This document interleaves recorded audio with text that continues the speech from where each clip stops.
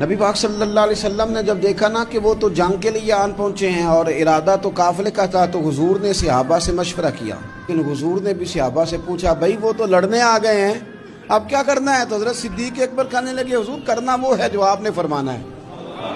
حضرت عمر کہنے لگے حضور تلواروں کو تو زنگ لگ گیا ہے۔ اور جناب علی شیر خدا مولا کائنات فرمانے لگے حضور علی اور تلوار یہ تو رشتہ ہی بڑا پرانا ہے، تیاری کریں۔ حضور کا خیال تھا کہ انصار بھی تو بولے نا، یہ تو سب مہاجرین بول رہے ہیں۔ انصار کو جب سمجھ آئی نا کہ اشارہ ہماری طرف ہے تو حضرت سعد بن عبادہ اٹھے، کہنے لگے حضور آپ کا اشارہ ہماری جانب ہے؟ فرمایا ہاں۔